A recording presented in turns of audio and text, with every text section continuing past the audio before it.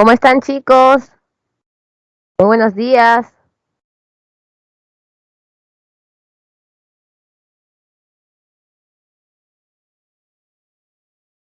¿Me pueden escuchar bien? ¿Me confirman? ¿Todo en orden?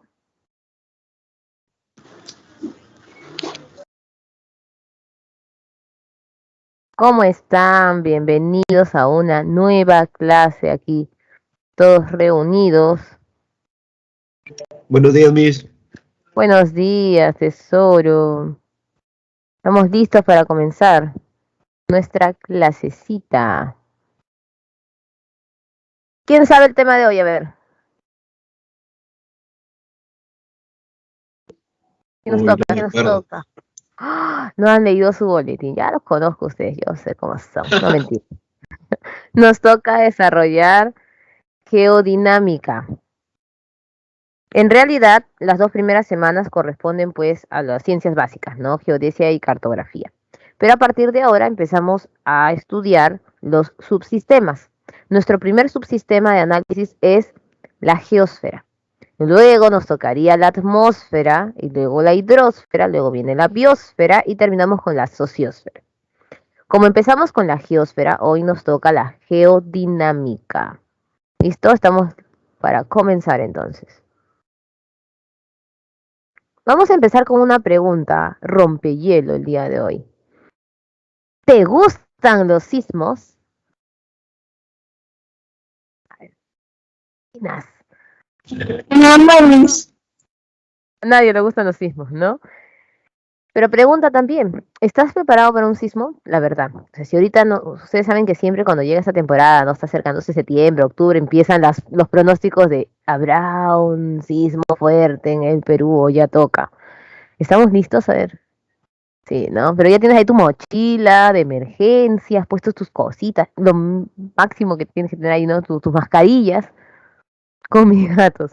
No sé si se acuerdan este último sismo, bueno, hace poquito hubo un sismo fuerte, ¿se acuerdan que todos salimos allí, que parecía que iba a continuar como el 2007?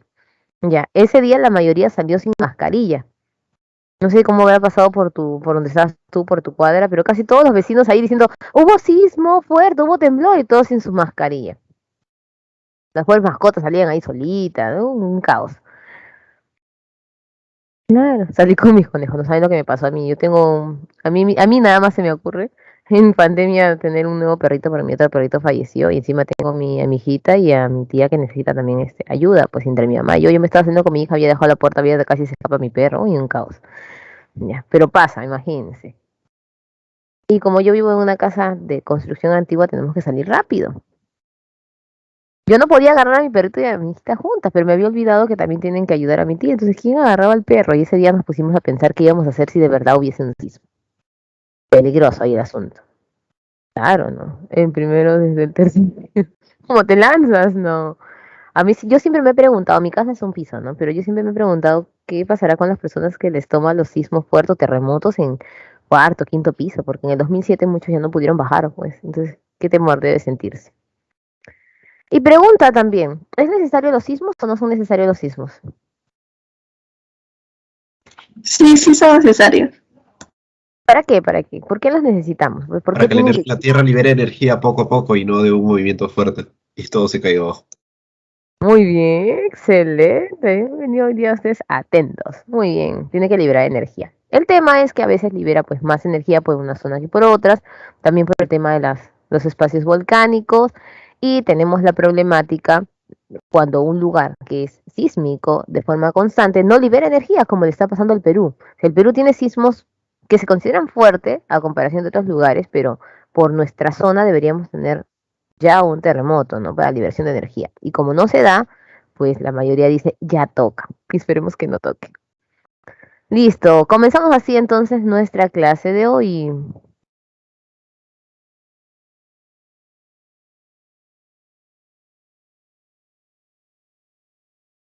Geósfera y geodinámica. Esta es la geósfera, ¿no? La geósfera es un subsistema de nuestra Tierra que tiene un corte como si fuese una pizza o un helado. Siempre la grafican de esta manera.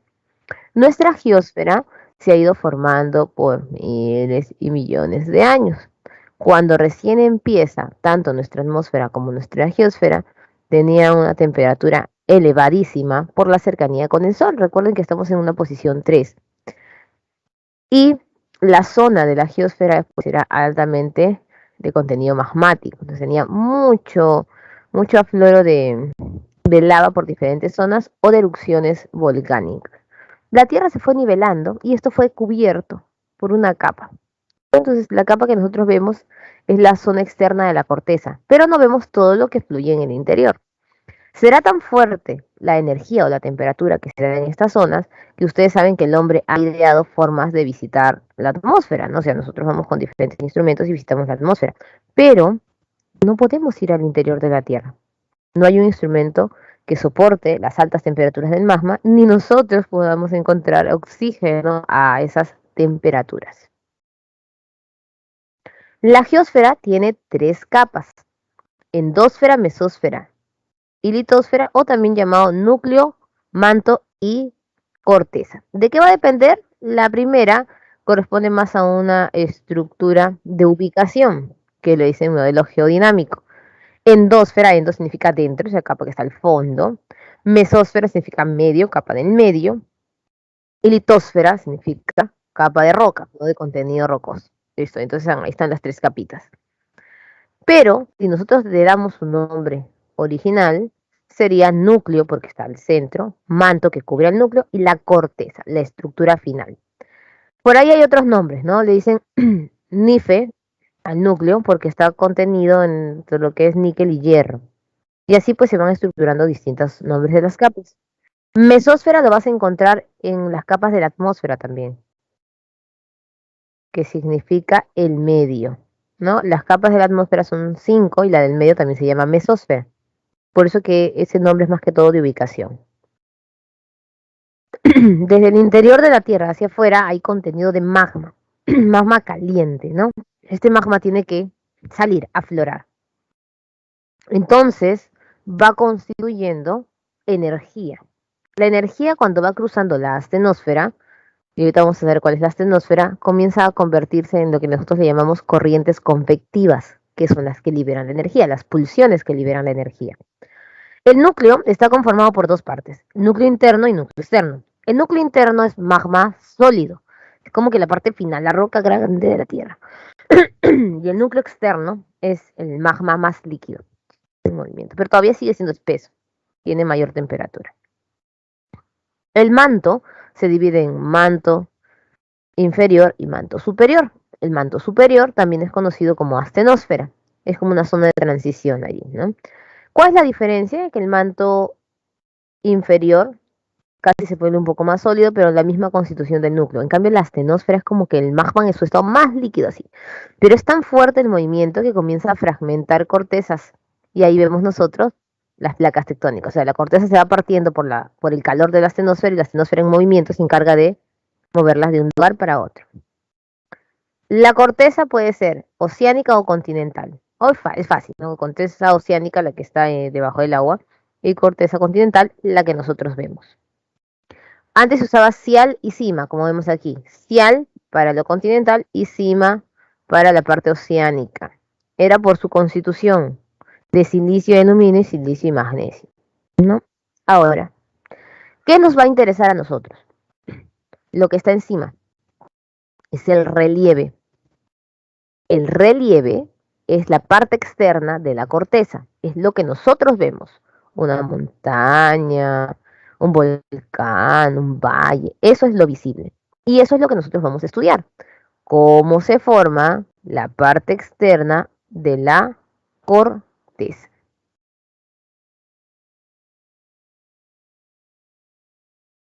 Antes de irnos para allá, me estaba olvidando. Entre cada capa aparecen las discontinuidades. ¿Qué es una discontinuidad? Es el espacio que se genera entre pedacito y pedacito de capa.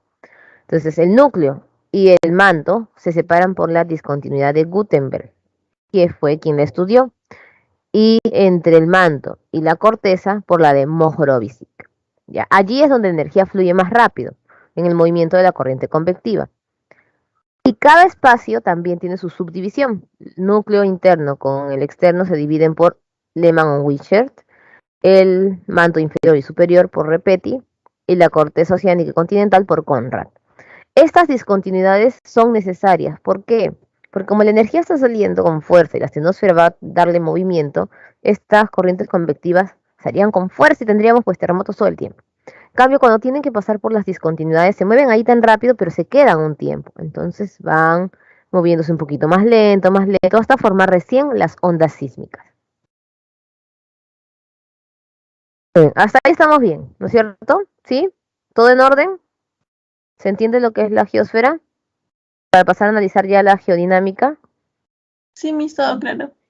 Muy bien, corazón. Seguimos entonces. La geodinámica es la liberación de esta energía, el movimiento que hay en la corteza. ¿Pero en qué parte? En el relieve. Queremos saber nosotros por qué hay continentes que tienen más montañas que otros, porque hay quienes tienen un tipo de valle, porque hay quienes son inclinados, porque tienen bosques, etcétera. Existen entonces fuerzas que modelan la parte externa de la corteza. Geodinámica es un conjunto de factores o fuerzas. Puede ser geodinámica interna, perdón ahí, y geodinámica externa. ¿Qué significa? Fuerzas que actúan dentro de la Tierra. Cuando decimos dentro me refiero a todas las partes que hemos visto de la geosfera, todos los que se mueven allí y crean el relieve. O puede ser las fuerzas externas o endógenas, que están donde, obviamente, afuerita. Ahí afuerita generando pues diferentes movimientos. Las fuerzas internas o endógenas serían diastrofismo, vulcanismo y seísmo, que son las que vamos a ver hoy. Y las externas, meteorización y erosión, que nos toca ver la próxima semana. Muy bien. La geodinámica interna o fuerza endógena son las tres mencionadas. Las tres ocasionan movimientos, ¿correcto? Estos movimientos se van a dar en distintas situaciones. El primer movimiento sería el diastrofismo, que no es nada más y nada menos que el movimiento de la Tierra en sí. El vulcanismo es el movimiento del magma y el seísmo el movimiento de la energía. Los tres actúan de manera constante. Cuando yo muevo la Tierra, voy a desplazar magma porque estoy dejando agujeros y va a tener que salir energía. Vamos con el diastrofismo. El diastrofismo no es nada más y nada menos que movimientos para distintas direcciones. ¿Correcto? Ahí está fácil. La temática sería la siguiente, que es lo importante. ¿Hacia dónde se van a mover las placas? Aquí nosotros estamos viendo la imagen de un plegamento. Dos plaquitas, las flechas significan placas, se están juntando y están pues montándose allí. El astrofismo tiene entonces dos tipos, epirogénesis y orogénesis. ¿Qué significa esto? Sencillo. Hay dos formas en que se puede dar el movimiento, de manera vertical o de manera horizontal. En geografía solemos no utilizar horizontal ni vertical. Se van a dar cuenta que hasta en valles estos términos tienen un sinónimo. En diastrofismo, epirogénesis sería el sinónimo de vertical y orogénesis de horizontal. Entonces, el diastrofismo es el movimiento de plaquetas, ¿no? De placas de tierra. Si es de arriba a abajo, es epirogénesis o movimiento epirogénico. Si es de derecha a izquierda, orogénico u horizontal. Pregunta, ¿cuál creen ustedes que forman las montañas? ¿La epirogénesis o la orogénesis? Orogénesis. Bien, excelente. ¿Están de acuerdo todos? ¿Sí? Casi siempre nosotros recordamos ello porque le dicen, ¿no? Montaña o proceso orogénico o orogénesis de la Tierra. Pero algunos dicen, profesora, pero ¿cómo va a ser la montaña si de arriba abajo parece que formase una montaña? Ya, fácil, retrocedemos a esta imagen. Es notorio aquí que el movimiento que están haciendo las flechas es horizontal, por ejemplo, orogénico. ¿Y qué está pasando? Están generando plegamentos, que es lo mismo que decir las montañas. ¿Y qué es la epirogénesis? No son movimientos de pedacitos, sino de bloques completos, que ahorita vamos a analizar. Muy bien.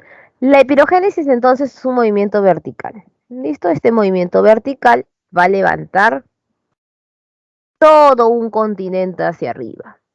Pero también, ¿qué va a hacer? Lo va a hundir. Cuando se forman nuevos continentes o cuando desaparecen, ha actuado la epirogénesis. ¿Listo? Además de la epirogénesis, también entran en acción sobre este continente levantamientos mínimos. ¿Cuál es la diferencia, dirías tú? Vamos a colocar.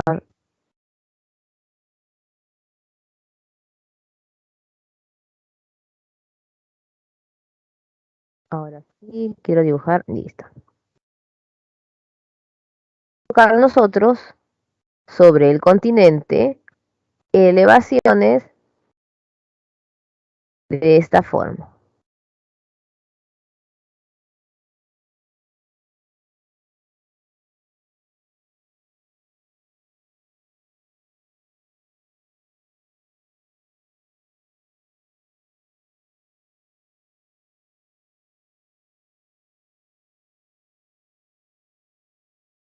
Listo. El de aquí sería el continente.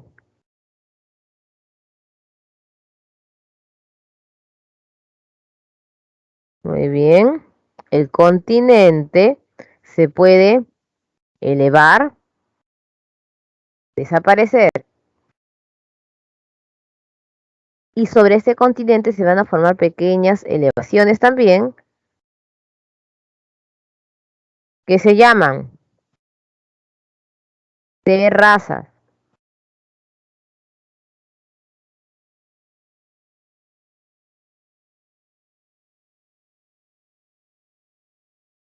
¿Qué te das cuenta de las terrazas a diferencia de una montaña? Que no tienen punta. No tiene pico. Exacto, corazón. Entonces, en otras palabras, es lo mismo que hablar de un mini continente sobre el continente. Esas son las únicas elevaciones que forman.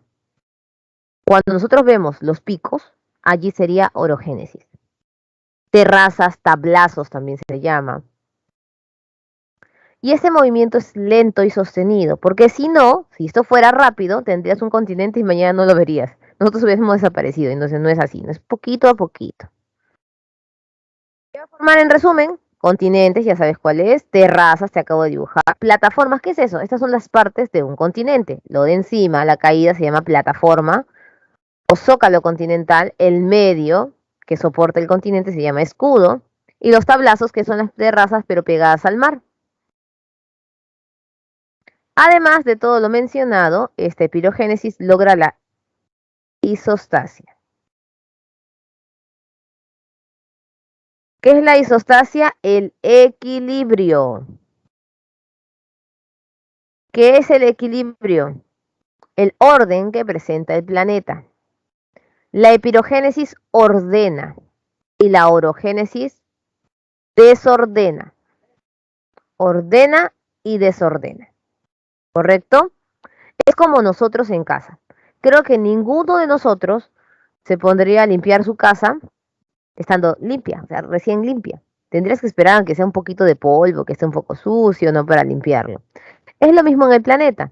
Se van creando continentes y desapareciendo cuando necesitamos ordenarlo. Pero mientras tanto, la isostasia se mantiene tranquila. Proceso muy lento. Y la orogénesis vendría a ser, en este caso, los movimientos que se realizan de manera horizontal. La orogénesis crea montañas o depresiones. Por lo tanto, aquí sí vemos pico. ¿Sí? Y en la depresión también vemos un fondo, que en el mar se conoce como fosa. Un fondo. Y eso es importante mencionar. La meseta se parece mucho a una terraza, como un valle sobre una terraza. Pero la meseta no se forma desde el suelo.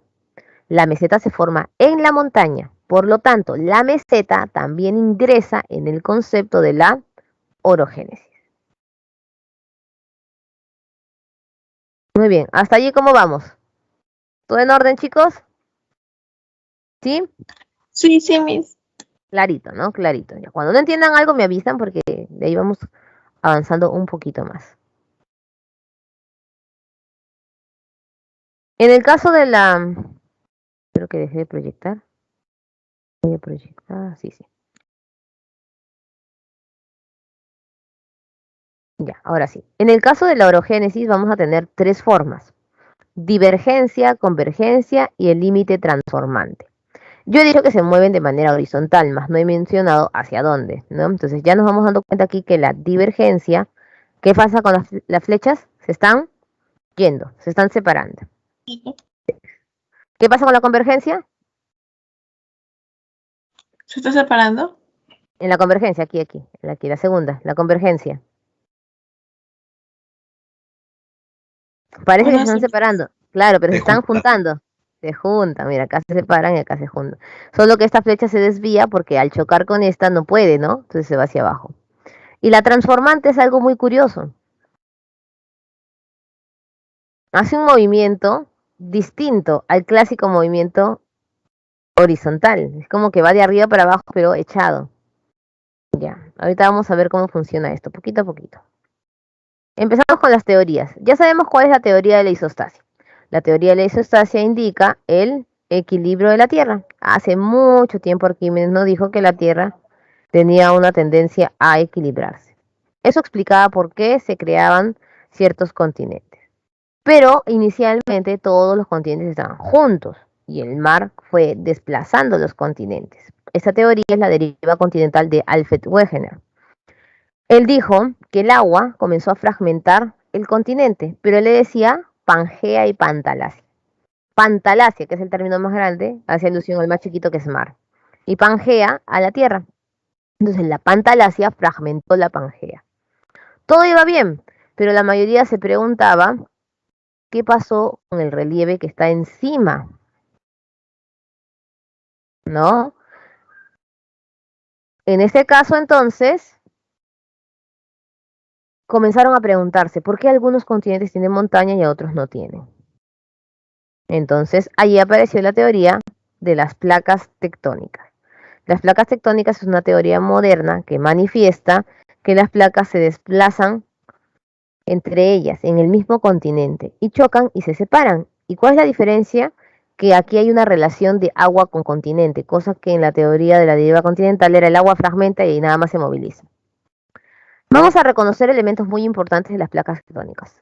Los nombres de las placas continentales se reconocen rápidamente porque son nombres del continente o parte de él. Que está en Norteamérica, placa norteamericana. Si está en Sudamérica, placa sudamericana. La unión de Europa con Asia, placa euroasiática. La zona de África, placa africana. Solo que tenemos la placa arábiga, pero bueno, está en la zona árabe también, ¿no? Quiero que noten ustedes las flechas. Las flechas rojas representan las placas oceánicas. A ver, ¿qué me pueden decir sobre esas flechas rojas?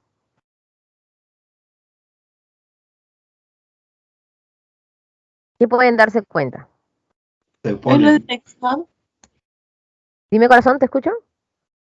Se oponen. Se oponen, ¿no? Las flechas rojas se separan, no se juntan, ¿no? En todos los casos. Mira, se oponen. ¿Y hacia dónde se están dirigiendo?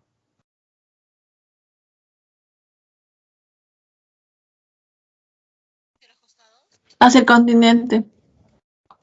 Hacia el continente, muy bien. Va hacia el continente. Entonces, ¿qué podemos deducir? Que las placas oceánicas siempre se acercan a las placas continentales y las placas oceánicas se repelen entre sí. Solo hay una diferencia. ¿En dónde? En la placa arábiga. ¿Te diste cuenta aquí?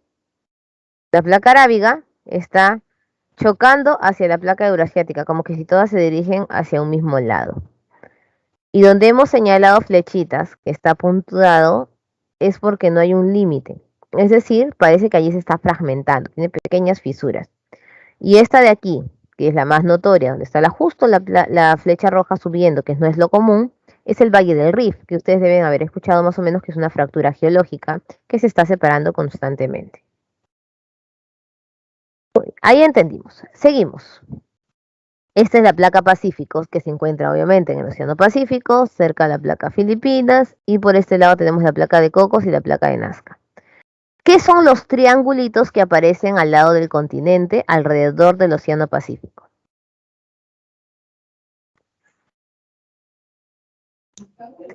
¿Cuáles triángulos, Miss? Estos triangulitos negros, ¿los ven, corazones? Aquí. El cinturón de fuego. Muy bien, el cinturón de fuego, excelente. Aquí en la leyenda manifiesta zona de subducción que ahorita vamos a aprender, pero no es nada más y nada menos que el cinturón de fuego. El cinturón de fuego está conformado de volcanes, más de 450 volcanes alrededor del Pacífico. ¿Vieron?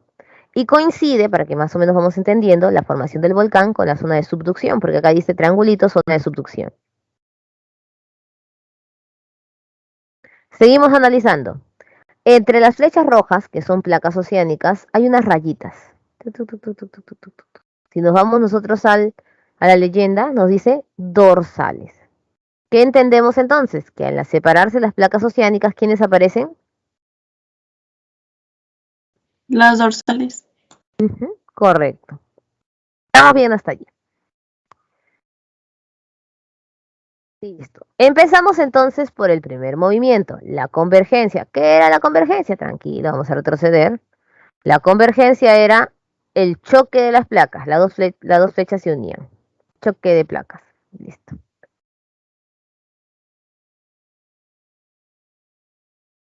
Pero esta convergencia se divide en dos. La obducción y la subducción. El dibujito que vimos adelante se parece al de aquí, al segundo. Mientras que aquí las placas chocan de manera uniforme. ¿Qué están dando a entender?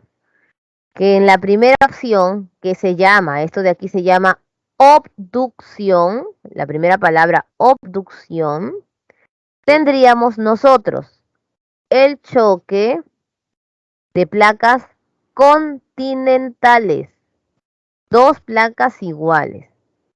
Cuando chocan dos placas iguales, ¿qué va a pasar? Se van a elevar juntas, van a hacer un plegamiento juntas. Esto va a formar una cordillera. Ahora aquí, esta es una placa continental y esta es una placa oceánica. Ustedes me dijeron que las oceánicas se iban acercando a los continentes, pero como tienen menos densidad, se van a hundir y es como que van a romper ahí una fisura. Esto también forma cordilleras. ¿Cuál es la diferencia de la cordillera de arriba con la cordillera de abajo? Que la de abajo tiene volcanes. En el plano anterior, aquí, decía que estos triángulos negros que son volcanes se forman en zonas de subducción. Y si nos vamos aquí adelante, obducción con O es cuando se chocan dos continentales. Pero cuando choca una oceánica con una continental, ¿qué forma? Subducción. Entonces allí coincide. ¿Por qué razón? En todo el Pacífico hay un cinturón de fuego. Es decir, una zona de volcanes. Porque todo el continente de América y el continente de Asia, que está mirando hacia el Pacífico, es colapsado por una placa oceánica de diferente tipo, de diferente nombre. En el caso de nuestro mapa sudamericano, nosotros vemos que la placa oceánica que choca es la placa de Nazca y la placa continental que recepciona es la placa sudamericana. Esto da a luz a la cordillera de los Andes, mientras que la de arriba ponen de ejemplo la cordillera Himalayas. Las dos son altas, obviamente la Himalaya es mucho más alta, la andina es más larga, pero una diferencia muy notoria es que la cordillera de los Andes está llena de volcanes y la otra no. Listo. ¿Se entendió la diferencia entre obducción y subducción, chicos? ¿Sí? Sí. No, Miss, ¿podría repetir, por favor? Correcto, tesoro. Vamos a hacerlo ahora en un gráfico. Vamos en orden, de paso que condensamos los aprendizajes.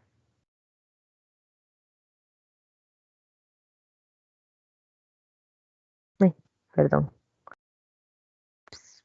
Tun, tun, tun, tun. Ahora sí. Listo. Entonces, resumimos.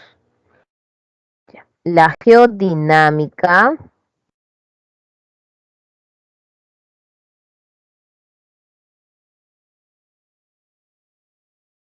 es el movimiento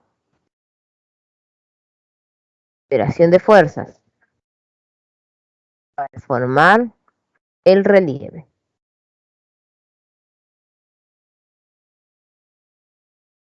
¿Qué es el relieve? Nada más y nada menos que la parte externa de la corteza. Tenemos nosotros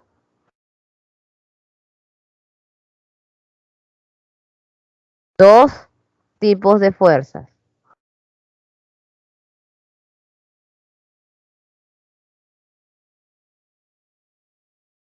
Geodinámica interna o fuerzas exógenas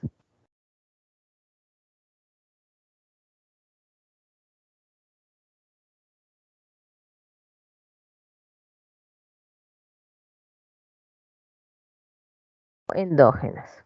¿Listo? Las fuerzas, lo hice al revés, perdón, recién me doy cuenta. Sí.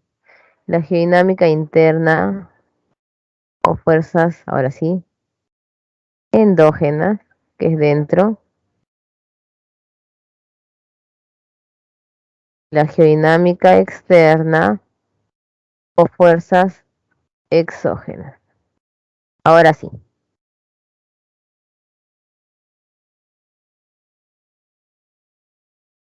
Listo. Ahora, en las fuerzas exógenas que no hemos visto, van meteorización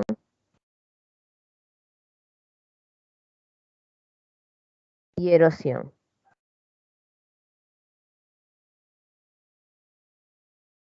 Y en el caso de la interna o endógena tendríamos diastrofismo,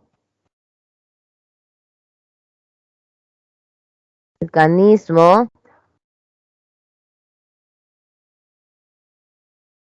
y seísmo. Ahora, vamos a trabajar diastrofismo. Hasta ahí vamos bien. Vamos haciendo el resumen. Tenemos aquí movimiento de la corteza o del relieve en sí. Movimiento del magma.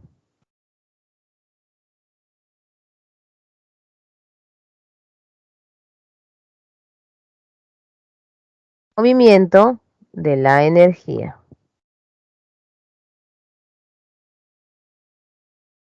¿Listo? Ya, hasta ahí está fácil. Hemos hecho ahora los tipos de diastrofismo. Uno, pirogénesis. ¿Qué tipo de movimiento era la pirogénesis? Vertical. Formaba continentes y terrazas. Y bueno, y todas las partes de los continentes en sí.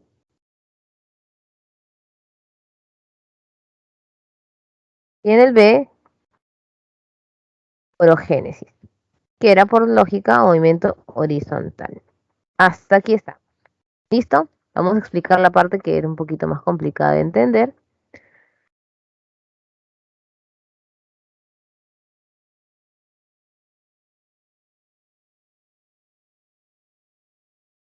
Muy bien.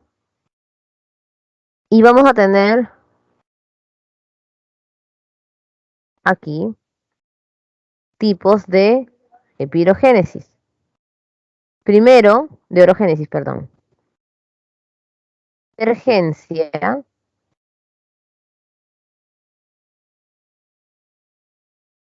convergencia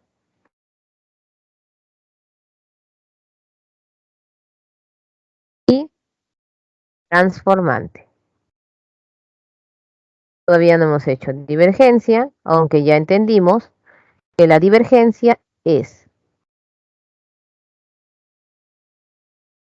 la separación de placas.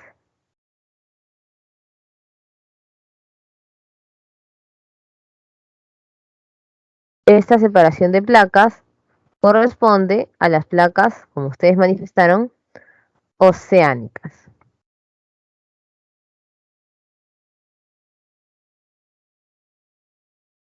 ¿Listo? Ahora, la convergencia es lo contrario, la unión. Listo.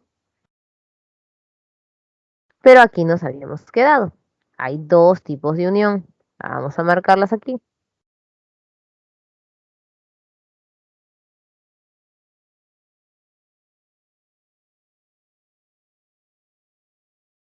La obducción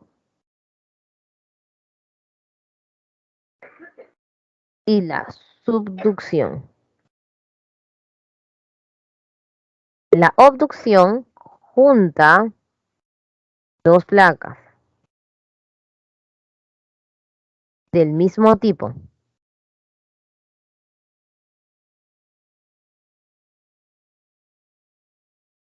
¿Cuáles serían estas? Continental con continental.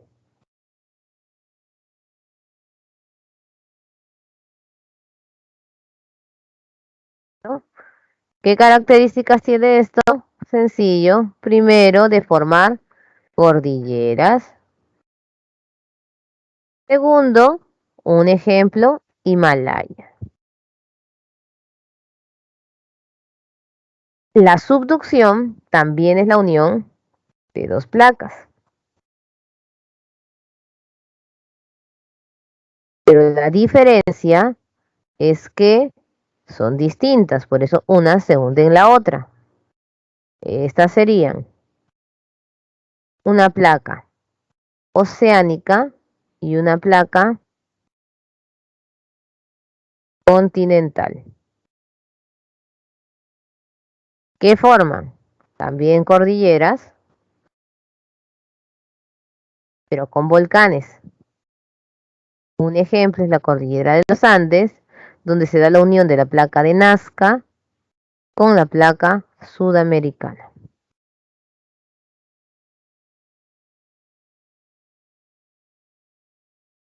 Ahora sí, chicos, todo completo. ¿Se entendió este resumen rápido? Sí, Miss. Sí. Ya está. Aquí lo voy a poner. Ya está. Este es el resumen completo. Y ahí le pueden, bueno, creo que sí lo pueden enviar por aquí, si no me equivoco. A ver, a ver.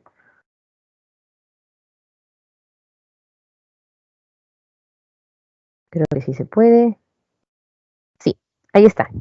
Ahí lo tienen. Vamos bien, entonces podemos seguir avanzando, ¿verdad? Completamos.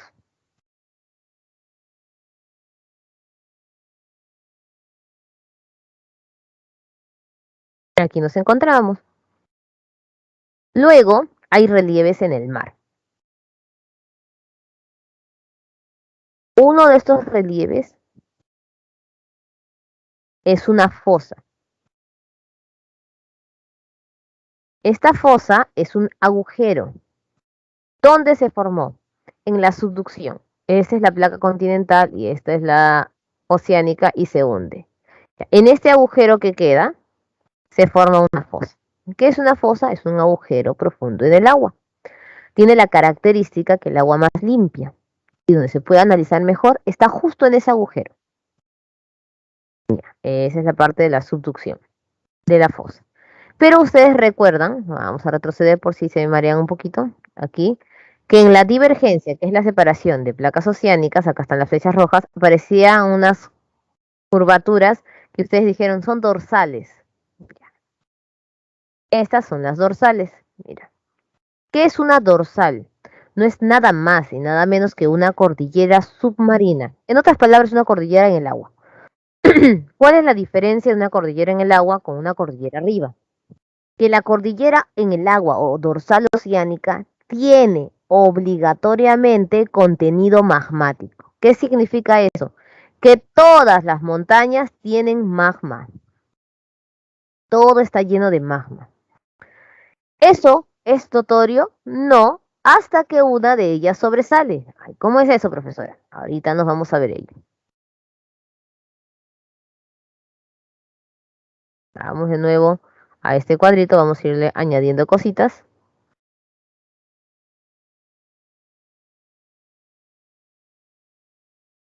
Entonces, en el medio de las placas oceánicas se forman montañitas.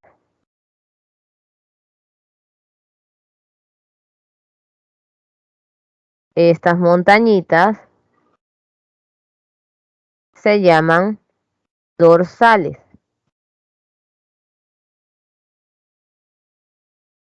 Estas dorsales contienen magma.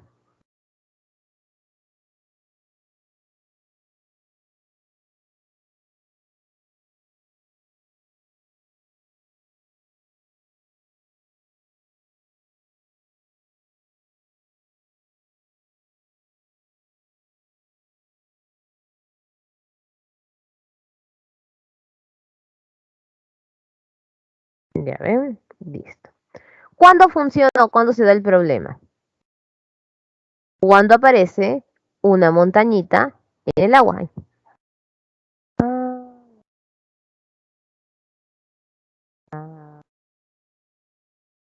Ahora voy a usar mejor esto. Ahora sí. Cuando aparece una montaña en el agua. Miren. Esta montañita que aparece aquí se va a llamar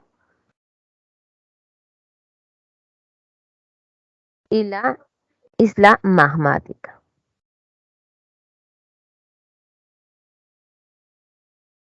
Una isla magmática. ¿Por qué? Porque tiene dentro de sí el magma. Ejemplo de isla magmática, Hawái e Isla Galápagos.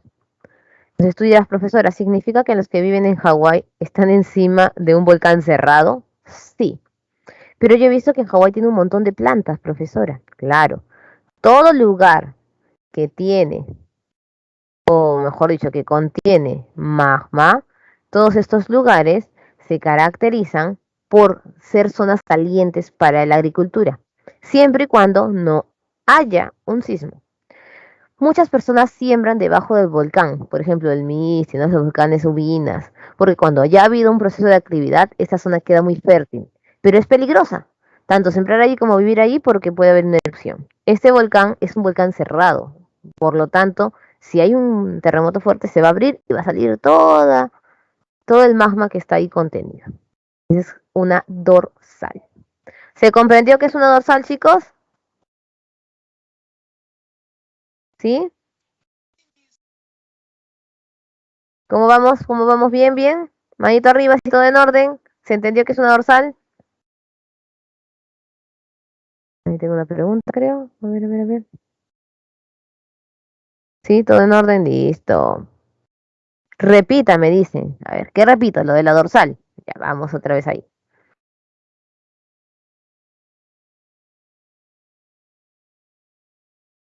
Perfecto. Ya. Cuando una placa oceánica con otra placa oceánica se separan, salen montañitas. Es como si el fondo marino comienza a elevarse. Montañitas, montañitas. Igualito que en la parte de la corteza que nosotros vemos.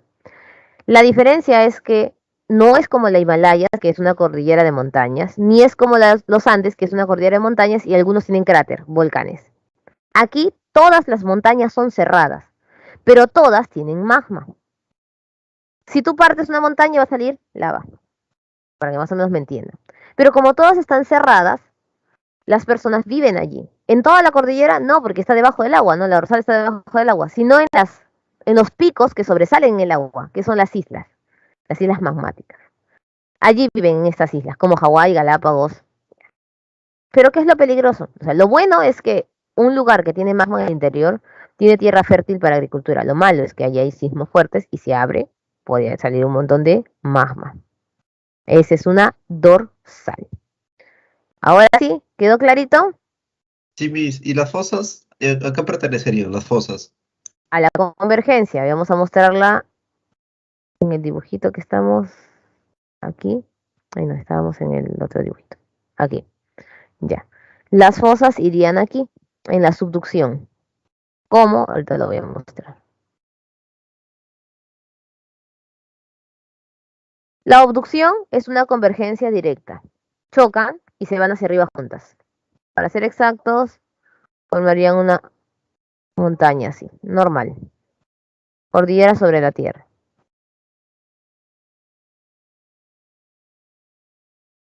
Listo. Solo tiene esta montaña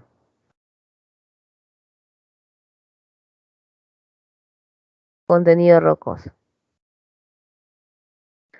La subducción también forma montañitas, pero si te das cuenta, no entre las dos, sino sobre el continente. Algunas de estas montañitas son volcanes, no todas, pero tienen su cráter, a diferencia de la dorsal, ellos sí tienen su cráter. Casi todos los volcanes están pegados a la subducción. Pero cuando la oceánica se va hacia abajo, así, y esta queda aquí, este agujero forma una fosa. Esto de aquí es una fosa,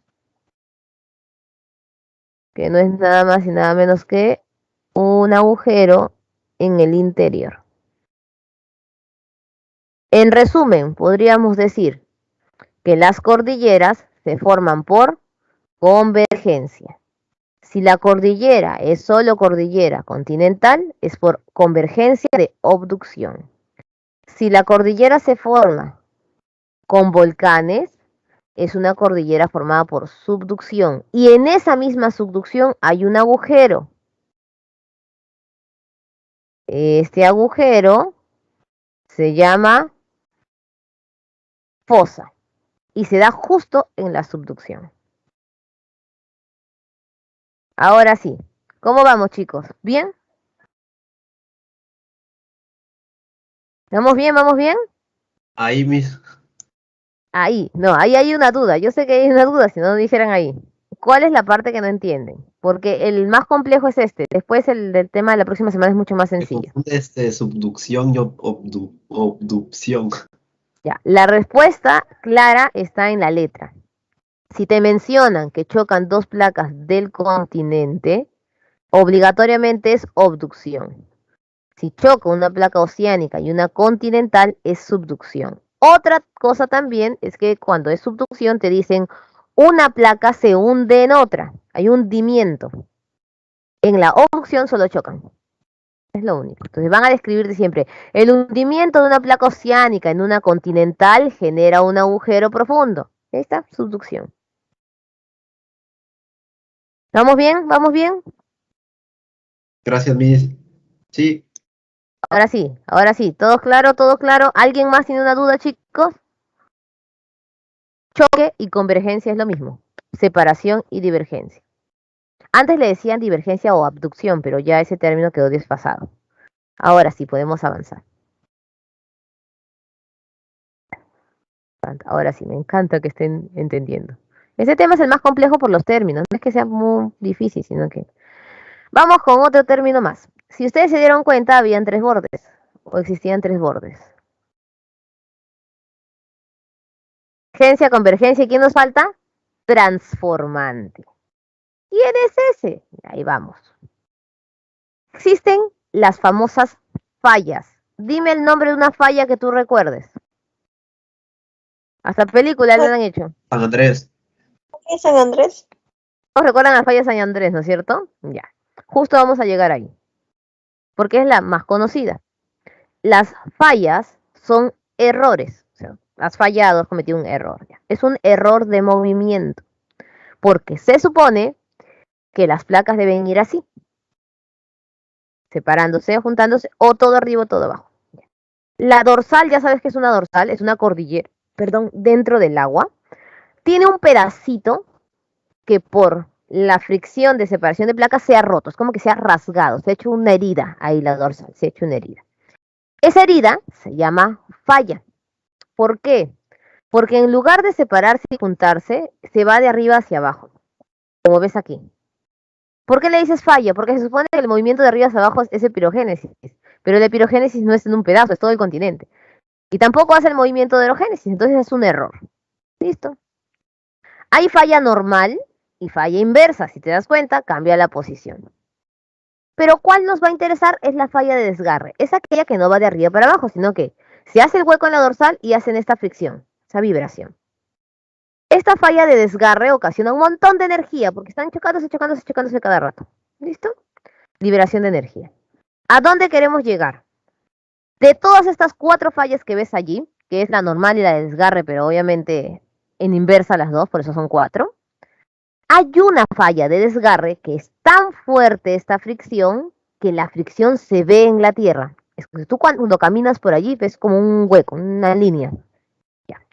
Esa falla que es visible para nosotros se llama falla transformante. ¿Cuál es la falla transformante más famosa?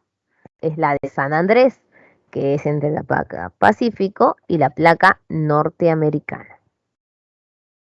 ¿Se entendió, chicos? Sí, Miss.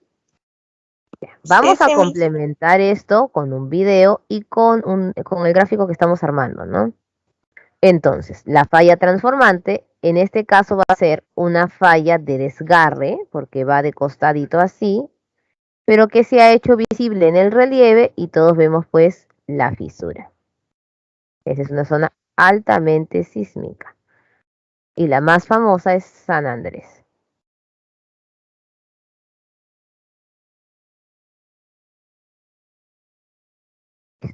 Ahora les voy a presentar la falla de San Andrés.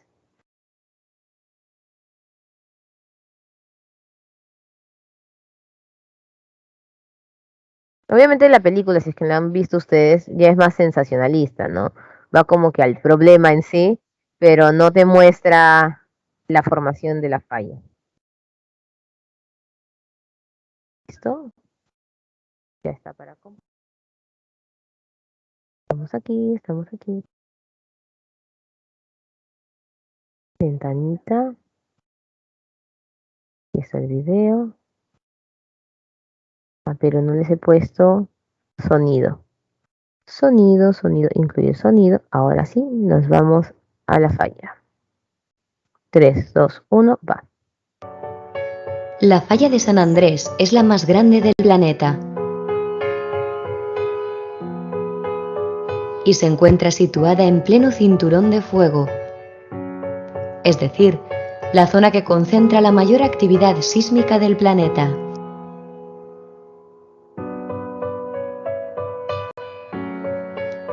Esta cicatriz en la Tierra de 1.300 kilómetros de longitud es uno de los accidentes geológicos más peligrosos de nuestra Tierra. La serie de fisuras que la forman fueron creadas hace millones de años por el movimiento de 2 placas en sentidos opuestos, lo que se conoce como falla inversa. El terremoto que tuvo lugar entonces se originó a 300 kilómetros del actual Golden Gate Bridge y Muscle Rock se encuentra encima de la falla.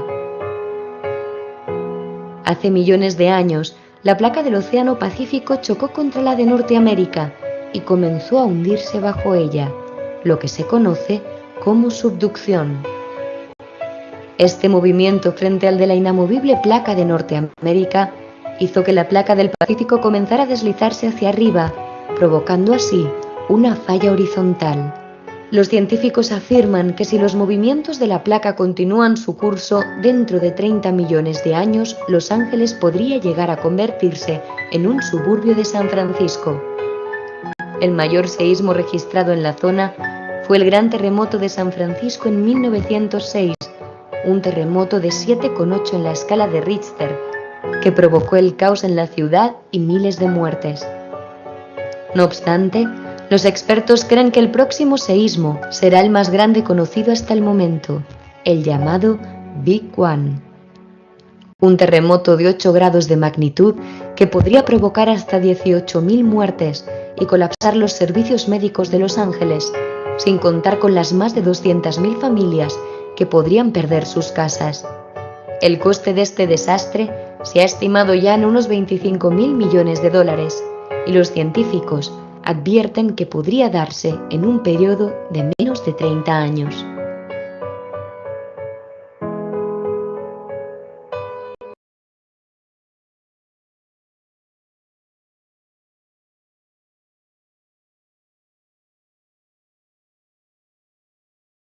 Muy bien, chicos. ¿Qué tal? ¿Se entendió mejor ahora sí? Mucho mejor, ¿no? Quedó un poquito más claro, sí. Ya fue un poquito más sencillo poder entender lo que es una falla.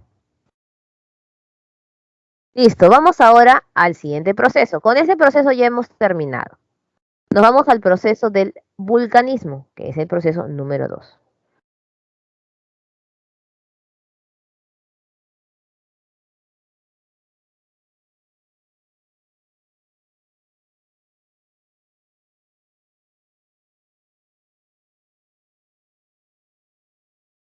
Muy bien, chicos. Vulcanismo. El vulcanismo ya dijimos que es el movimiento del magma, desde el interior del núcleo hacia afuera. Ese es el movimiento constante. Un volcán se puede formar por divergencia y por convergencia. Por divergencia es la dorsal y por convergencia sería por la subducción. ¿Qué es lo que está explicándose aquí? Lo que ya hemos hablado. La dorsal es un conjunto de montañas llenas de magma. Y la subducción es cuando una placa oceánica ingresa en una placa continental y forma volcanes, ¿se acuerdan? Entonces hay dos tipos de volcanes. La dorsal, que son cerrados, y los volcanes abiertos. Ese es el origen, por divergencia o por convergencia.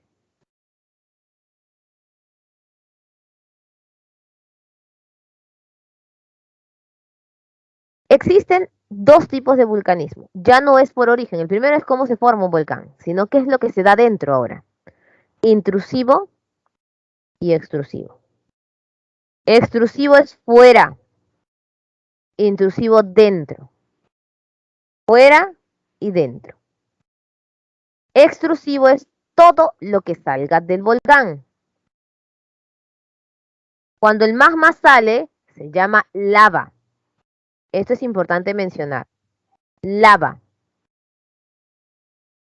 Y también va a salir piroclastos, bombas volcánicas, geysers, humaredas, que es todo lo que va a salir del volcán. Humo, el conjunto de rocas que expulsan magma, etcétera. Todo eso sería lo que sale de un volcán. Extrusivo. Fuentes termales, colada de lava, que es la lava endurecida. Todo lo que puedas ver que salga del volcán e incluye, esto es importantísimo, el volcán y la dorsal. ¿Por qué incluye el volcán y la dorsal? Porque podemos ver un volcán. Si vamos debajo del agua, podemos ver la dorsal. ¿Listo? Entonces vamos a sumarlo en nuestro cuadro.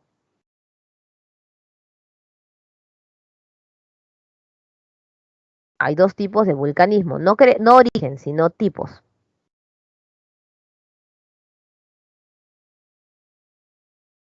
Vulcanismo extrusivo, donde todo sale del volcán. Ya hemos puesto ahí lava, ya no dices magma. Si dice magma estaría mal, siempre es lava, porque ya salió. Piroclastos,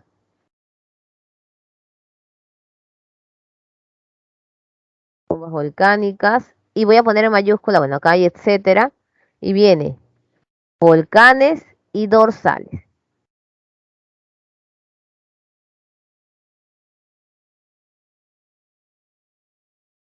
Listo. Falta la segunda opción. El intrusivo. Voy a colocarle otro color para que no te confundas. O plutónico. Ahorita te voy a enseñar por qué. Pero eso te lo voy a enseñar en el siguiente gráfico. Así que vamos a copiar esto porque ya lo vamos a eliminar y para que tú lo tengas también con todos los cambios. Con todos los cambios, ¿no? Continuamos aquí.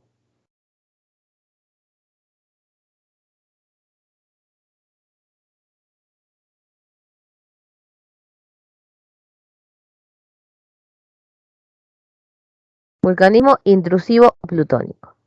Primero tenemos que entender tipos de rocas.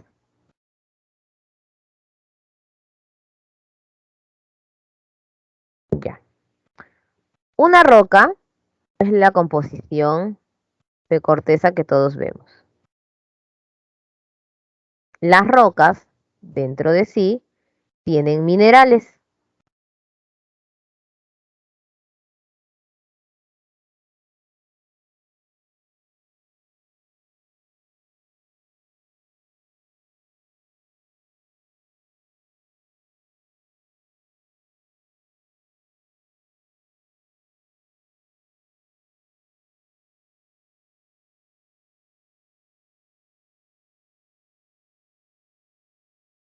Roca y mineral. Vamos bien. Existen clasificaciones diversas de los minerales, pero ahora nosotros vamos a clasificar las rocas. Las rocas se clasifican en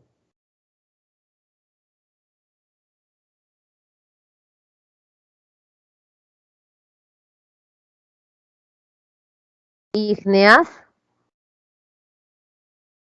metamórficas,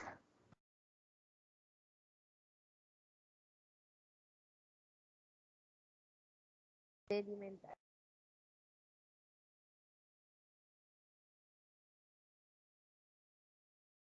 Ya estamos. ¿Qué es eso, profesora? Ya, te voy a explicar desde la parte final. Esta es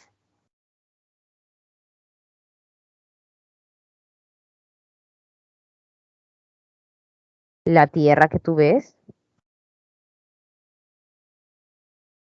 Ya. Vamos a hacer una roca.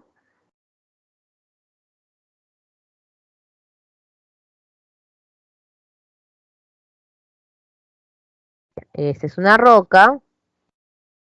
Esta es otra roca. Y vamos a hacer los cambios respectivos.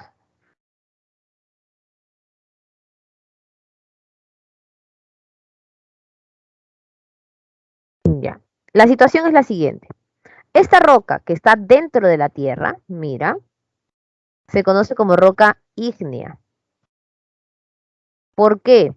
Porque se ha formado por la lava, perdón, por el magma que está en la zona. E incluso es magma endurecido. Esta es la ígnea. Las ígneas pueden ser de dos tipos. Te voy a enseñar ahorita.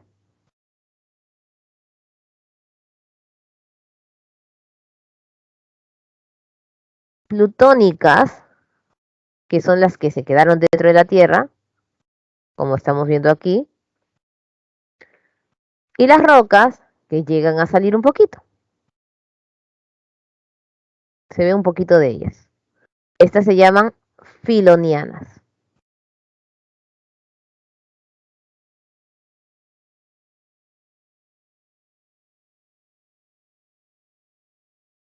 Ya estamos. Vamos bien. Algunas rocas, por el excesivo calor, dentro que son plutónicas también, comienzan a deformarse y formar nuevas rocas con nuevos minerales alrededor.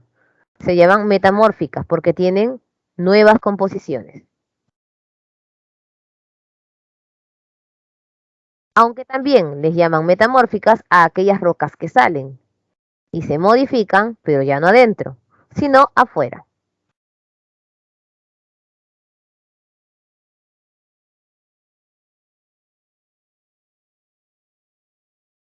Es como que afuera se modifican. Estas también son metamórficas y las relacionan con la meteorización que vamos a ver la próxima semana. Cuando las rocas se hacen polvito y luego se unen, puede ser en una duna,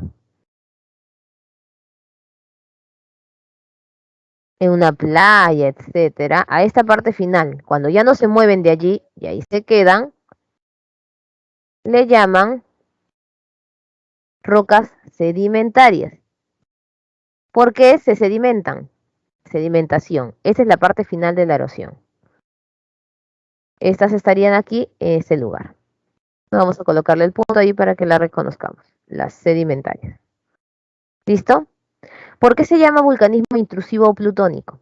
Porque nosotros, perdón, vamos a hablar de estas rocas, de las que nunca salen y son formadas por el magma. Estas rocas son puro magma, pero duro. Vamos a colocar aquí abajito para que veas cuáles estoy haciendo referencia. Imagínate que es el interior de la Tierra. Listo. Y vamos a sedimentar aquí un volcancito. Listo. Muy bien. Vamos a tener rocas en forma de hongo.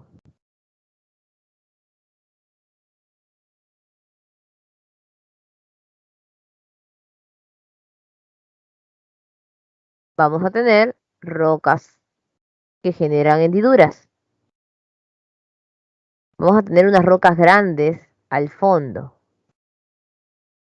Enormes son estas rocas. Esto no es magma en movimiento, es magma sólido hecho roca. Solo que lo estoy usando de rojo para que te acuerdes que es magma sólido. Hay unos tubos que forman cráteres y hay unos que están echaditos. Les voy a dar nombre ahora. Las que parecen hongos se llaman lacolitos. Las que están al revés se llaman facolitos. Las más grandes que están al fondo les dicen batolitos.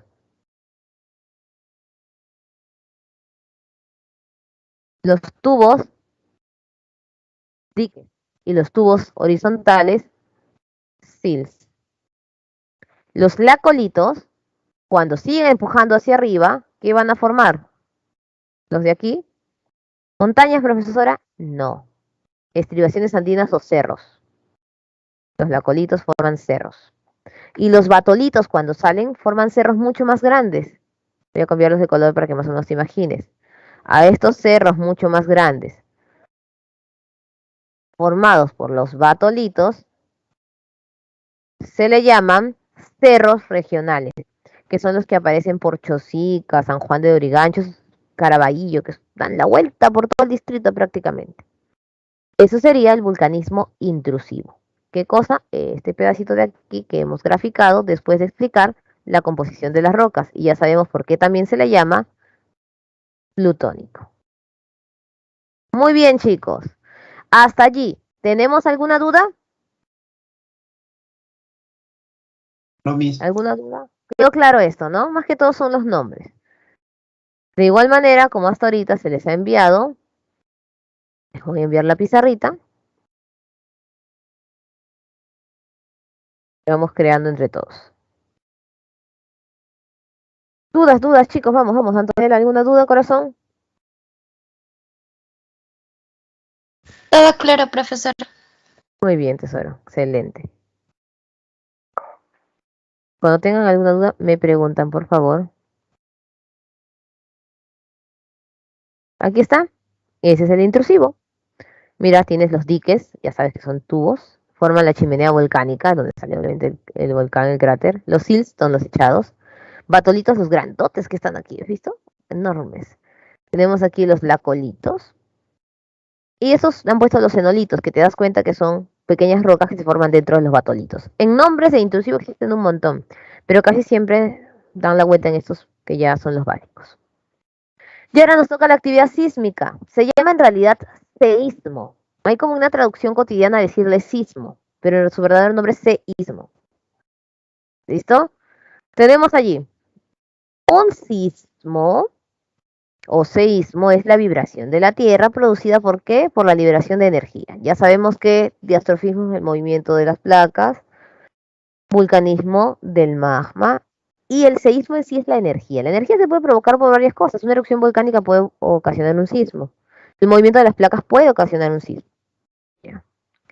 Usualmente, ¿dónde se produce? En la falla. Tú ya sabes que es una falla. Es el rompimiento de una esquina del dorsal donde fricciona.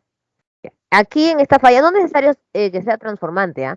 Puede ser una falla dentro de la Tierra que no sea visible, no hay problema, pero es en la falla. Entonces, en la falla empieza la primera vibración. El lugar donde empieza el sismo se llama hipocentro o foco. Acá voy a necesitar escribir.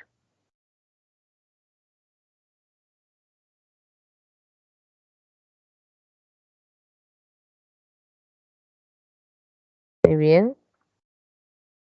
Entonces, esta parte de aquí, donde empieza el sismo, se llama hipocentro o foco.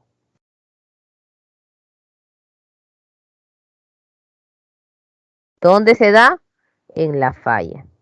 ¿Cómo vas a reconocer la palabra hipocentro? Por el término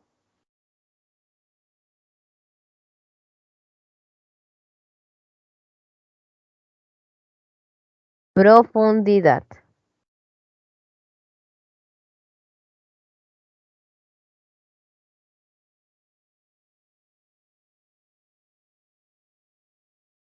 ¿Cómo es eso, profesora? Te van a decir lo siguiente. El sismo se dio a 40 kilómetros de profundidad. Entonces inmediatamente tú dices hipocentro o foco. Todo esto, la liberación de energía, se va a sentir donde están nuestras casas. Esta zona que se siente es epicentro o también llamado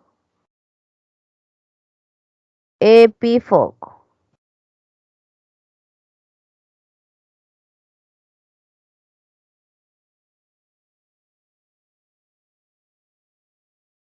Epicentro o epifoco, ¿ya?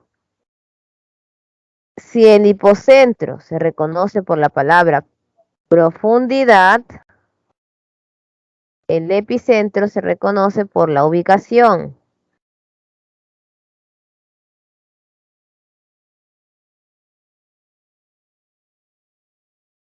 Sur y oeste. Entonces, ¿qué te van a decir? El sismo se sintió a 10 kilómetros al este de la ciudad de Tacna. Cuando te dicen esto, norte, sur, este, oeste, es epifoco o epicentro. Y cuando te dicen profundidad, el foco o hipocentro. Hasta ahí estamos bien. Luego van a nacer ondas sísmicas.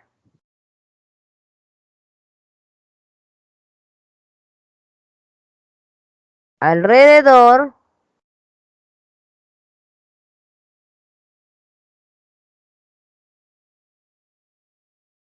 van a ser las primeras ondas.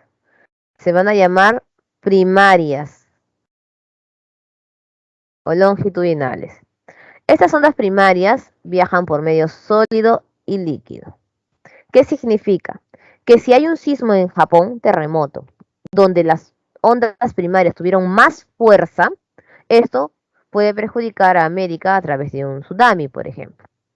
Pero también, si el sismo fue en Ecuador o Chile, pero las ondas primarias fueron con fuerza, también pueden llegar a Perú porque viajan por medio sólido. Luego aparecen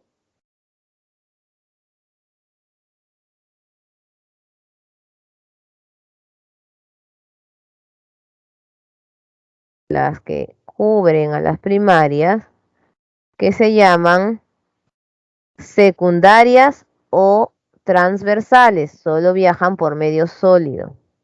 Significa que las de aquí pueden ser perjudiciales para el Perú si se dan, no sé, en Chile o en Ecuador, pero las de Japón no van a llegar si es que la mayor fuerza fue en la secundaria. En cambio, bueno, la verde y la azul, que es primaria y secundaria, nacen en el hipocentro.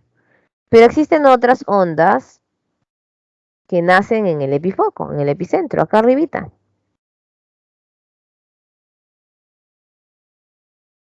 Estas de aquí se llaman superficiales o terciarias. Estas de aquí son las más peligrosas de todas. Pueden ser las ondas Rayleigh o Loft. Las Loft son las onduladas, pero las Rayleigh son las destructivas. ¿Tú has visto ese juego, creo que se le llama, en el cual se ve que colocan una mesa, un mantel y un montón de cosas encima y la gente tiene que sacar el mantel sin que se rompa nada de encima. ¿Lo has visto? Ese jueguito. Jalas el mantel y no se puede romper los vasitos, los platos, nada. ¿Sí? ¿Sí lo han visto? Sí, vi en videos. En video. Mira. La onda terciaria es este ejemplo, pero al revés. Es decir, que no salga bien, sino que en lugar de que todo quede entero, cuando jales el mantel todo se rompa. Esa es la onda terciaria. La onda terciaria se lleva de encuentro todas las construcciones que estén La onda encima. secundaria solamente se transportaba por medios físicos. Sólido. Sí, Ya, medios físicos ahí. sólidos, Y correcto. son La más lentas que primaria, sólido y líquido. Dime, corazón. y son un poco más lentas que las primarias, ¿no? Sí, son mucho más lentas. Pero es el mismo. Usualmente los sismos tienen más predominancia en las primarias que en las secundarias. Pero si, por ejemplo, el sismo empezó suave, pero luego alzó fuerza, significa que las secundarias fueron las más fuertes. Pero si el sismo iba suavecito, no sé como el terremoto 2007, que iba suavecito, suavecito, suavecito, y luego viene con fuerza, es que las que cobraron fuerza fueron las terciarias, las que están por nuestra casa, por eso se siente horrible. Y esas se pueden llevar de encuentro toda una ciudad en segundos nada más. Hay Rayleigh y Love. Las Rayleigh son las más perjudiciales. Aquí están las ondas primarias o longitudinales, secundarias o transversales o superficiales. ¿Ven? El movimiento largo, ondulado y por encima. ¿Quién mide esto? El sismógrafo. El sismógrafo es como decir la impresora y luego viene la impresión ya. La impresora es el sismógrafo y el sismograma es la impresión. Este es el sismograma el que se está dibujando aquí. Son estas rayitas. Serían el sismograma, este papel. Listo. ¿Qué escalas tiene un sismógrafo? Ya, lo primero que vamos a entender es que antes solo existía la de Richter o local. Ahora existen dos. Richter o momento. Estas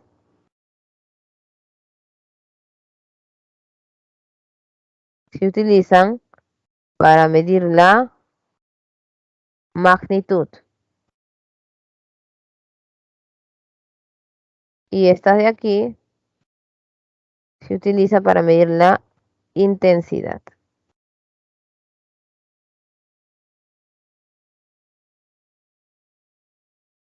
¿Cuál es la diferencia, profesora? La magnitud es la liberación de la energía.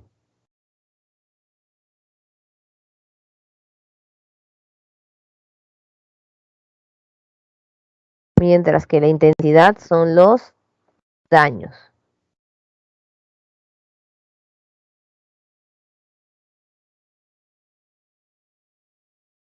Entonces, como antes solo existía Richter, los sismos hasta el 70, 80 solo eran medidos por local.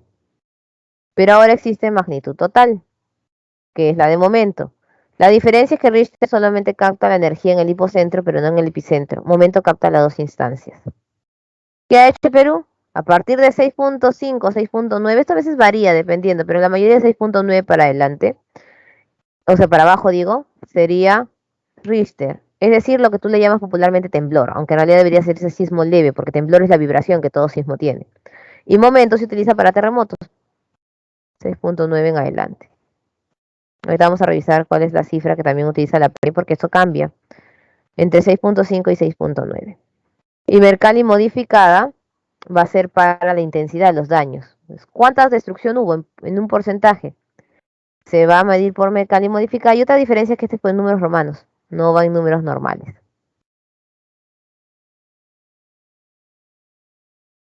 Listo, chicos. ¿Hasta aquí cómo vamos? ¿Vamos bien? ¿Vamos bien? ¿Vamos bien? Sí. No, Está está fácil, ¿no? complicado eso. Sí, Ya no la está tan cosa eran los nombres de la primera No, parte. no, sí, eso de diastrofismo, por eso yo siempre vuelvo a hacer la pizarra de resumen, porque ahí es donde uno se vuelve loco. Muy Bis, bien, vamos. antes de que pase a cívica, podría decir la diferencia entre revocatoria y remoción. Uno era que yo escogía y el otro era que yo no escogía, Exacto, ¿cierto? revocatorio es el que tú escoges, que viene a ser, bueno, no ingresan los presidentes ni los congresistas. pero sí son los alcaldes, los regidores, gobernadores regionales, por ese pasa. Y remoción es el que no eliges, Remoción es al que no elijo. al que no eliges tú. Listo, Miss, gracias. Listo. Ahora, sismos o seísmos. Esta es la diapositivas oficiales. La pre, acá tenemos otro gráfico. Acá está bien para que lo puedan ver, ¿no? Es lo mismo. Lo que estamos revisando, límite convergente. Ahí está. Divergente, separación y transformante, ¿no? Acá está lo que hemos visto en los nombres. Acá al Leopolito le ponen que es similar al Facolito. O sea, son seísmos, sismos. Acá estamos. Hipocentro, onda primaria y onda secundaria. En cambio, en el epicentro va la superficial, que puede ser Rayleigh o Love. Pues va directamente a la casa, en cambio la otra tiene la parte interna. Eso es lo que les quería revisar. Aquí nos han colocado 6.5. Pero ¿qué pasa? Oficialmente tú vas a ver en las páginas que manifiestan 6.5. Se supone que si el sismo es de 6.5, 6 o 7 debería ser medido por momento. Pero te vas a dar cuenta ahorita en el cuadro de los casos del Perú que hay varios de 6.7 y 6.8 que se han medido por Richter. Entonces como que allí todavía la cifra es muy ajustada. Vamos a utilizar o grabarnos la cifra que está aquí por materia de examen. Acuérdate que te van a preguntar con el boletín y precisa 6.5. Entonces, menos de 6.5 Richter y más de 6.5 momento. ¿Ya? Pero ahorita van a darse cuenta la diferencia cuando veamos las diferentes manifestaciones en el Perú. Tsunami es un maremoto, pero en el agua. Un terremoto en el agua, perdón, que es el maremoto. Antes maremoto y tsunami era diferente. Maremoto era el movimiento y tsunami era la ola. ¿Ya? Después cambió y la son de sinónimo. Entonces el maremoto o tsunami empieza en el agua y comienza a movilizar las olas por la fricción o vibración. Y las olas pueden ser de diferente tamaño, ¿no? Usualmente las olas están desde 12 a 20, pero cuando llegan se ven más pequeñas porque han ido recorriendo pues toda la distancia del mar. Y unas pequeñas que son los oleajes están entre 4, 5 o 6. Los maremotos generalmente se dan después de terremotos sismos muy fuertes.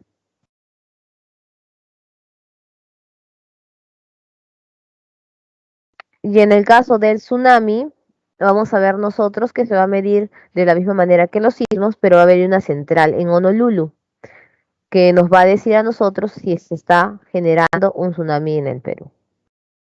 Muy bien, aquí tenemos nosotros tipos de desastres. Tenemos dos, Ancash del 70 y el del 2007 de Pisco. Vamos a encontrar cómo reconocíamos foco e hipocentro por la palabra profundidad. Aquí está, 30 y 39. ¿Cómo reconoces epicentro? Por la ubicación.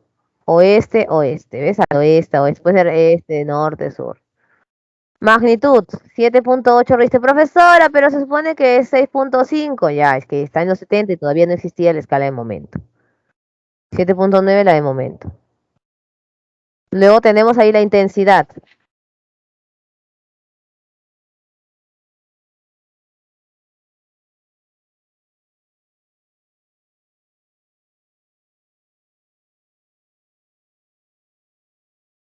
Muy bien, seguimos entonces. Tenemos aquí la intensidad, que es la escala de Mercalli. Esta escala de Mercalli puede ser, perdón, chicos.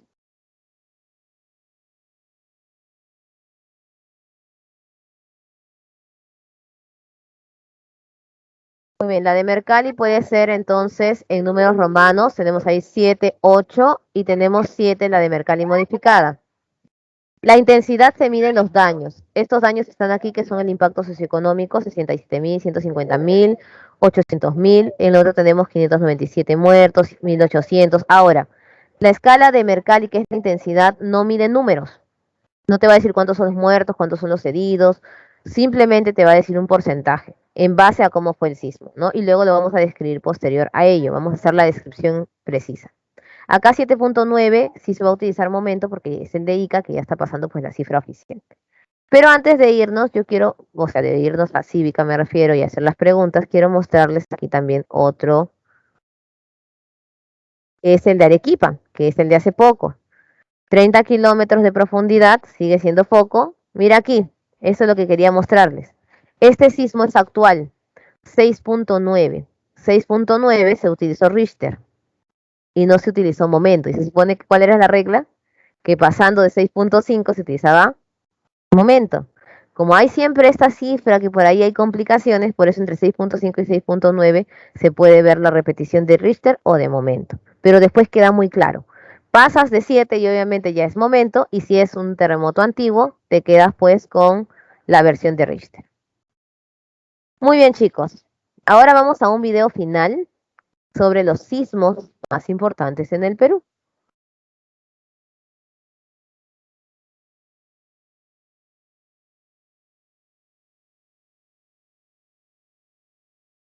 Ahorita les voy a mostrar.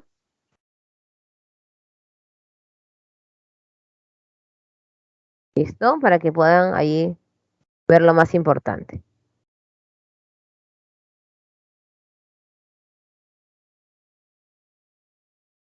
Espérense, espérense, creo que no puse sonido. Sonido, sonido, sonido, sonido. Aquí está. Ahora sí.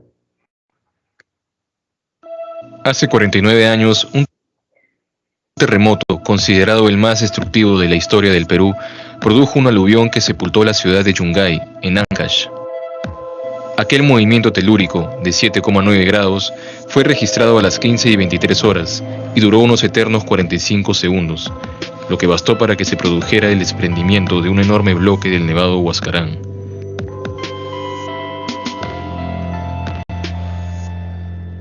Este desastre dejó cerca de 70.000 fallecidos, 150.000 heridos, 20.000 desaparecidos y más de 3 millones de afectados.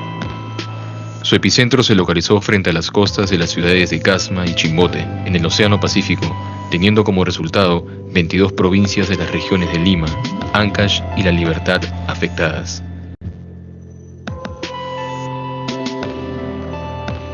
Luego de Yungay, Huaraz fue el lugar más dañado. El 97% de la ciudad quedó destruida. Nuestro país está situado en una zona de alta actividad sísmica, conocida como el Cinturón de Fuego del Pacífico. Ahí las placas tectónicas están en permanente fricción, acumulando tensión que al liberarse genera terremotos. En el 2007, otro sismo de gran magnitud volvió a sacudir una ciudad. Esta vez el epicentro estuvo a 74 kilómetros al oeste de Pisco, en Ica. El movimiento de 7,9 grados se registró el 15 de agosto a las 6:40 de la tarde y tuvo una duración de 210 segundos, dejando 597 muertos, 2.291 heridos y alrededor de 76.000 viviendas destruidas.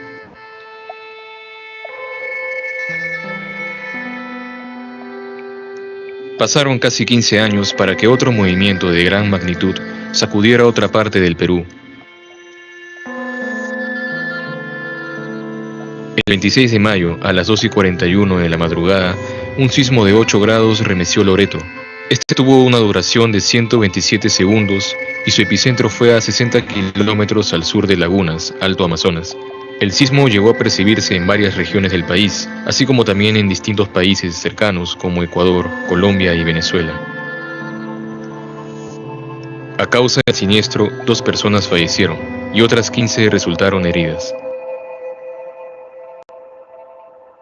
Ante un sismo, los expertos recomiendan mantener la calma, contar con un plan de emergencia y evacuación, así como también tener lista una mochila de emergencia. ¿Estamos realmente preparados?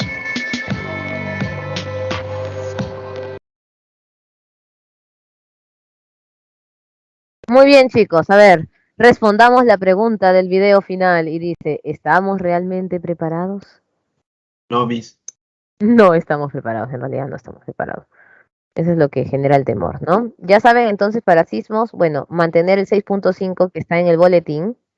6.5, pasando 6.5 es momento y antes de 6.5 es Richter, pero se han dado cuenta, como hemos analizado casos, que a veces no se cumple del todo, por eso que algunos varían hasta 6.9. Muy bien, vamos ahora sí con las preguntas para entrada cívica. Cívica no está muy difícil, así que se nos va a hacer súper fácil.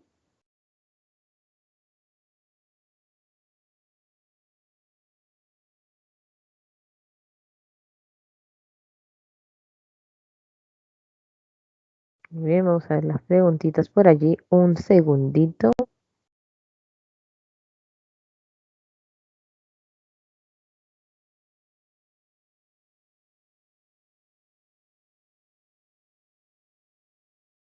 Listo, compartimos en 3, 2, 1, va. En una clase de geografía, el profesor expresa que los movimientos verticales de ascenso y descenso de la corteza se denominan epirogénicos. Estamos bien ahí. Arriba para abajo. En el mismo momento, un alumno interviene y afirma que estos movimientos tienen su fundamento en la teoría de las placas. De lo mencionado por el alumno, ¿es correcta la información que expone en la tectónica de las placas? Sí, porque las placas se desplazan de forma vertical, originando cordilleras. ¿Las placas se desplazan de manera vertical? Chicos, a ver, ¿de manera vertical van las placas? No. ¿Y quiénes forman cordilleras? ¿La epirogénesis o la orogénesis? Orogénico. Muy bien, excelente. No, porque son movimientos sostenidos e irreversibles que deforman la corteza.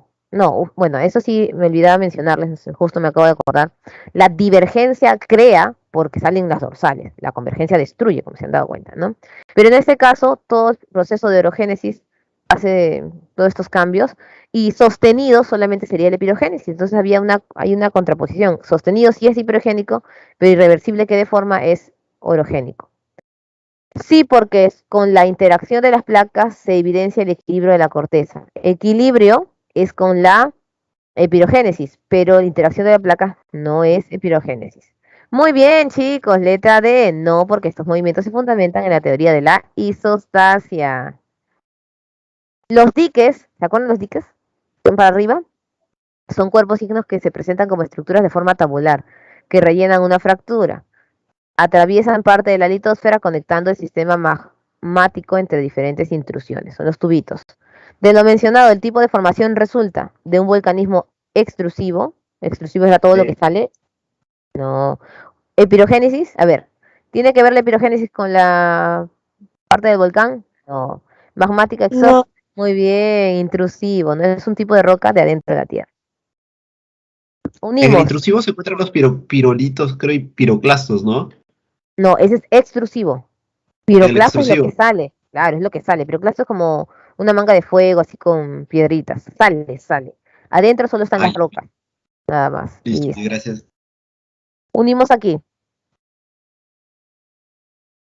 Obducción, ese es fácil. Cordillera Himalaya, ¿no es cierto? Cordillera Himalaya. Obducción, 2 placas continentales. La falla, ¿cómo era? ¿Zona de convergencia? ¿Las fallas? No, la falla no era convergencia, era convergencia, divergencia y transformante, ¿se acuerdan? Vamos con las fáciles. Montañas rocallosas. Convergencia. Convergencia. ¿Seguros? A ver, vamos en orden, vamos a recordar poco a poco. Vamos a ver. Dice, ¿estamos bien allí? Rocallosas, convergencia, muy bien. ¿Qué significaba convergencia? Choque de placas. El choque de placas ocasiona cordilleras, correcto. Había obducción y subducción. La abducción es la cordillera Himalaya porque son 2 continentales. Muy bien, estamos bien ahí. 1D. Estamos 3A. Ahora nos queda 2 y 4. Borde constructivo es lo mismo que decir divergencia. ¿No? Divergencia. ¿Cuál sería aquí? El Valle del Rift. Correcto, el Valle del Rift. Porque si bien está en el continente, pues es una separación. ¿Se acuerdan que veíamos la arábiga que jalaba hacia arriba? Ya. Y conservativo es las fallas. En este caso, la de San Andrés. ¿Por qué conservativo? Porque no destruye ni construye. Solo rosa. Letra C. Tenemos ahí entonces D, D y C. La imagen muestra una representación de la liberación de energía que ocurre cuando se produce un movimiento sísmico de la corteza. A partir de ella determina el valor de verdad sobre los enunciados que guardan relación con este proceso. Se producen y desplazan ondas longitudinales y transversales. A está afuera. ¿Quiénes se desplazan acá? Las superficiales o terciarias, las que están en el hipocentro, las de afuera, ¿se acuerdan? Las más destructivas. Entonces, la 1 sería falso. Puede ser cualquiera de estos dos. La B se ubica en el epicentro, ¿verdadero o falso? ¿Qué sería aquí? Falso. Falso, sería el hipocentro. Muy bien, sería cualquiera de las dos. En B se inicia el desplazamiento de las ondas secundarias o transversales. En B, verdadero, ¿no? En B. Porque en Verdadero. B, en el hipocentro pueden ser las primarias o las secundarias, cualquiera de las dos. Y en A se ubica el epifoco donde inician las ondas Rayleigh-Loff, que son las superficiales, también es verdadero. Verdadero. Letra B. Listo. D, D, C y B. Muy bien, chicos. ¿Qué tal? Fácil, ¿no? ¿Cómo vamos? ¿Mejor? Ahora sí nos vamos con la siguiente, cívica. Ciudadanía.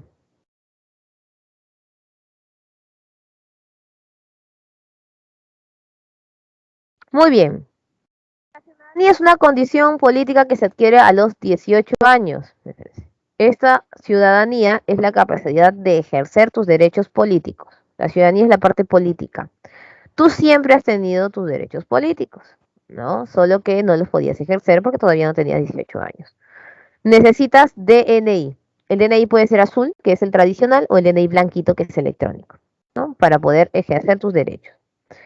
Desde pequeño ahora tienen DNI, solo que es un DNI amarillo. Antes era un requisito cambiar hacia DNI.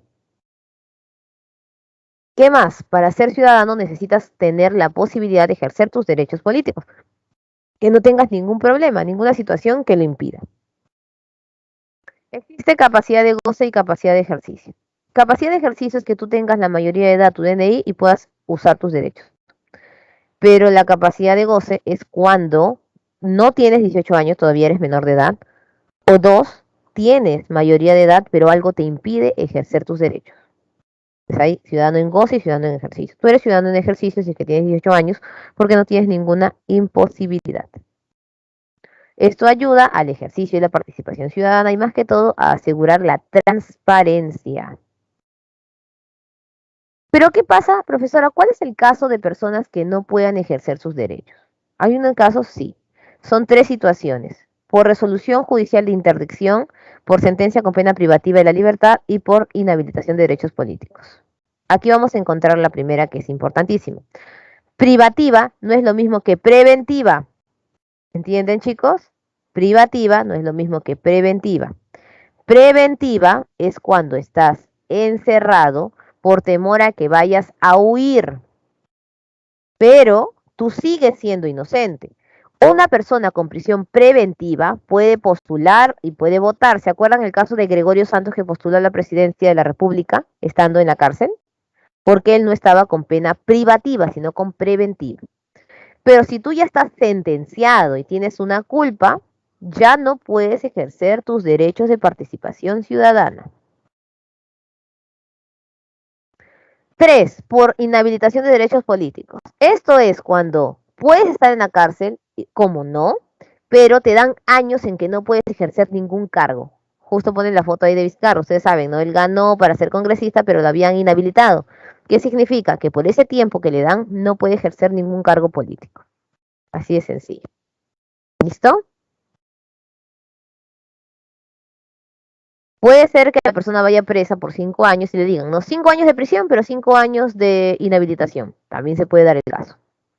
Y por resolución de interdicción, ¿cuáles son los casos? Ya mira, la resolución de interdicción no solamente utiliza los lineamientos políticos, sino también los lineamientos civiles.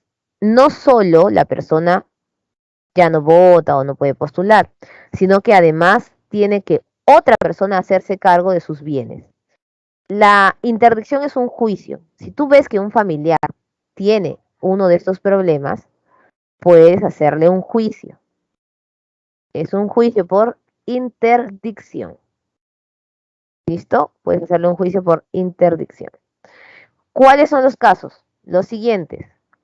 1. Toxicómano. ¿Quién es un toxicómano?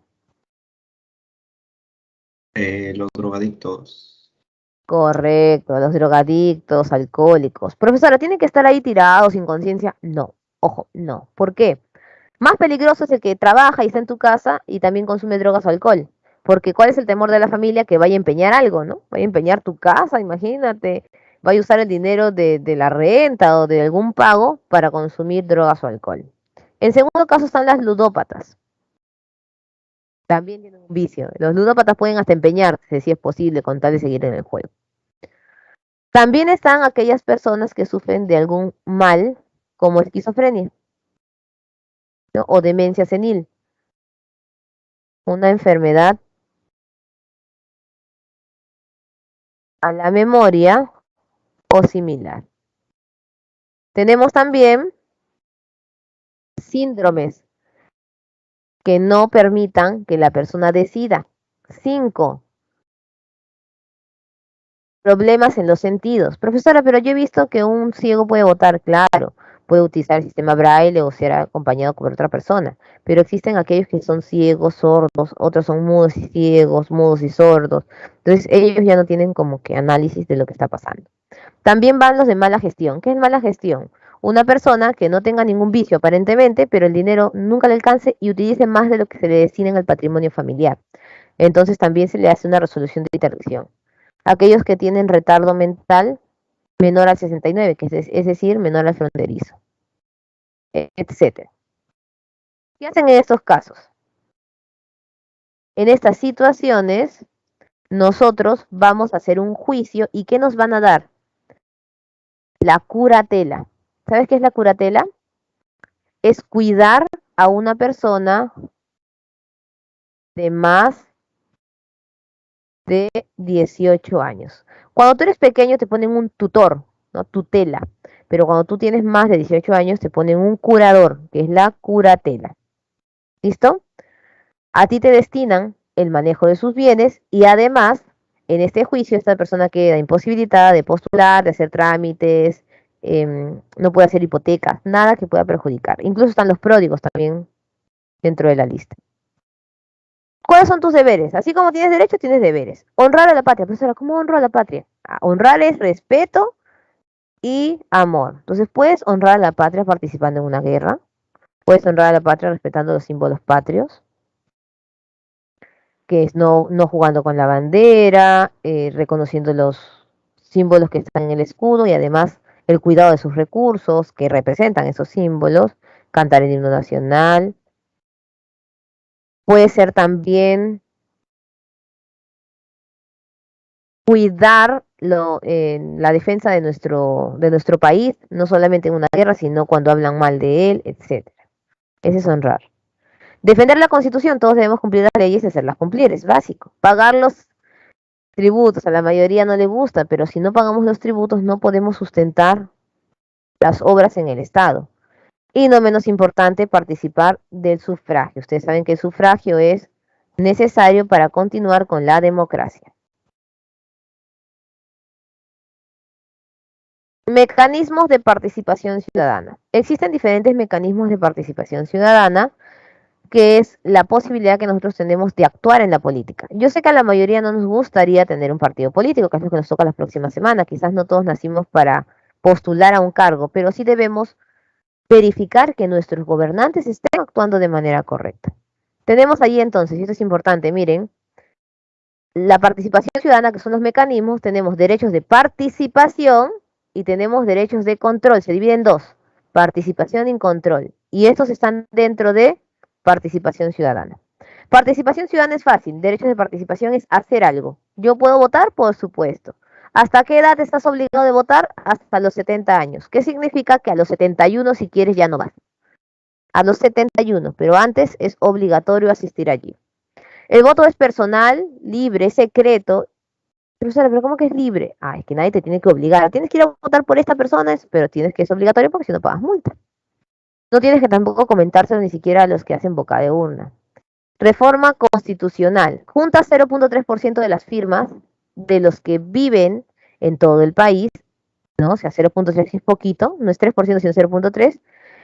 Y pides la modificación de la Constitución o parte de ella. También lo puede hacer el presidente, también lo puede hacer el congresista. Pero igual, sea cual fuese el caso, obligatoriamente después deben ir a referéndum para decir si están o no están de acuerdo las otras personas que no pidieron ello. Iniciativa en la formación de leyes. 0.3% de un proyecto de ley. en el cual todos juntamos ahí nuestras firmas y la llevamos a la oficialía del Congreso para que esto vaya a subir hasta el Pleno. El presidente lo puede hacer de manera directa, los congresistas también y algunas instituciones. Nosotros tenemos que recolectar firmas. No significa que nuestra ley se va a aprobar inmediatamente, pues tiene todos los lineamientos básicos dentro del Congreso. ¿Qué es el referéndum, chicos? Es decir sí o no a algo. Si estoy o no estoy de acuerdo. Si me dicen, ¿estás de acuerdo con la iniciativa de reforma constitucional? ¿Sí o no? ¿Estás de acuerdo con la modificación de la ley? ¿Sí o no? ¿Estás de acuerdo con la revocatoria del alcalde? ¿Sí o no? Ese es referéndum. Si el alcalde, sí, perdón, si el presidente lo pide, no hay problema. Pero si nosotros queremos hacer un referéndum de algún tema que el presidente no está mandando, ¿qué tenemos que hacer? Juntar 10% de firmas. Para que sea válido, tienen que asistir votando, o sea, haciendo un voto 30% de la población. Si todos votan nulo, no se podría. Pero para que se apruebe el proceso en sí, 50 más 1. Por ejemplo, si el referéndum es para ver si revocamos al alcalde o no lo revocamos, tenemos que preguntarnos, ¿no? Es obvio. ¿Estás de acuerdo con que se vaya el alcalde del distrito del Agustino? Todos marcan sí, no. Si el sí es 50 más 1, se revoca. Y si es menos, no se revoca, se queda el alcalde. ¿Qué se puede someter a referéndum? La reforma de la Constitución, la aprobación de leyes, descentralización, y también el tema de desaprobación de algunos decretos e incluso los mecanismos de control ciudadano. Como me preguntaron al inicio, ¿a quién puedo revocar? Solo puedes revocar alcalde, regidores, gobernador regional, vicegobernador, consejeros regionales y juez de paz. Es el único juez que se puede revocar, el juez de paz, que es elegido en los centros poblados por nosotros mismos. ¿Qué hacemos en la revocatoria? Juntamos 25% de la localidad. Por ejemplo, si yo quiero revocar al alcalde de Lima Metropolitana, el 25% de Lima Metropolitana. Si yo quiero revocar al gobernador regional del Callao, el 25% de los que viven en la provincia constitucional del Callao. Y así va en la lógica. Y si quiero el del distrito de Aguas Verdes, del 25% de Aguas Verdes. Si es de todo el departamento del gobernador regional, 25% de Tumbes. Y así va cambiando. La revocatoria se pide en la OMPE, te dan un kit de revocatoria y con eso pues esa es la cláusula de poder sacarlo. ¿Cómo? Viene el referéndum, ¿no? Una cosa es el pedido. Cuando revocas al alcalde, obligatoriamente tienes que revocar a los regidores. Se sale el alcalde y la cara de los regidores. El problema es que muchos quieren revocar al alcalde y saben quién es, pero no saben quiénes son los regidores, entonces no pueden hacer un voto correcto. Juegan de Tim Marín, así como el de Susana Villarán. Sí, no, no saben quién es. Remoción, autoridades que yo no he elegido. 50% tengo que juntar de firmas. ¿Quiénes son? Los otros jueces que no sean el juez de paz, también, gracias Miss, también sería los ministros, ¿no? Que en este caso son removidos por los congresistas o a pedido, los directores de UGELes, directores de hospitales, etcétera. Y antes te puedo preguntar qué ha hecho con el dinero. Entonces le pido demanda de rendición de cuentas. 10% de firmas del electorado local compra un kit en la OMP que viene con preguntas sobre el presupuesto y de sus recursos propios. No es obligatorio hacer demanda de rendición de cuentas para revocar o hacer remoción, pero sería bueno primero pedirlo. La mayoría puede hacer revocatoria o remoción de manera directa. Presupuesto participativo.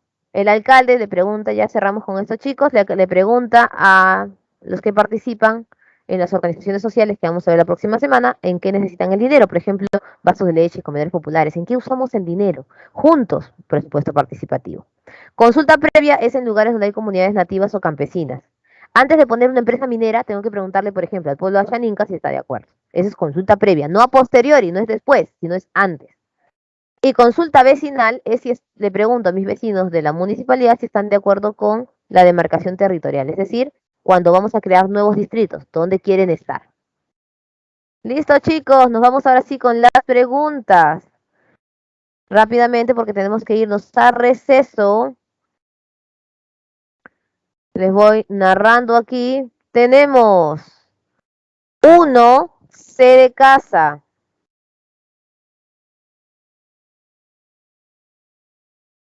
1, C de casa.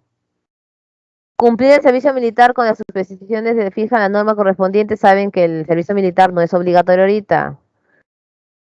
Aquí sería la A. El Poder Judicial puede hacer jurisprudencia y nombrar al curador. No puede el Poder Judicial nombrar al curador, o sea, haciendo jurisprudencia libre. Y la acción de Rafael no es una causal de acción judicial de interdicción civil, ¿no? Es alcohólico, no tiene límites sobre el consumo, ingiere alcohol diariamente exponiendo la integridad de sus familiares. Ya, corazón.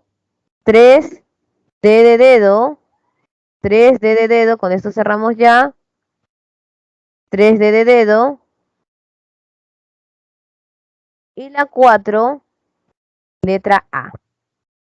Volvemos a repetir. 1, C de casa, 2, A de avión, 3, D de dedo, 4, A. Igual vamos a hacer ahí ya la próxima semana algunas dudas sobre esta temática. Para terminar, sedición es cuando alguien se revela al estado de turno, es decir, al gobernante elegido. E insurgencia es cuando tú te defiendes de un gobernante que tú no has elegido. Muy bien, chicos, ya nos tenemos que ir, nos quedamos Gracias, aquí. Miss. Continuamos. Cívica todavía hay que ver ahí análisis de preguntas. La otra semana el tema es bien chiquito de organizaciones políticas, así que ahí vamos a complementar o ver allí algunas respuestas que solamente se mencionaron. Muy bien, chicos, nos vemos. Revisar, por favor, las preguntas de Cívica para ver allí si coincide todo normal en orden, si tienen alguna duda con la teoría que hemos manifestado. Chao, chicos, nos vemos. Chao, chao. Hasta luego, Miss.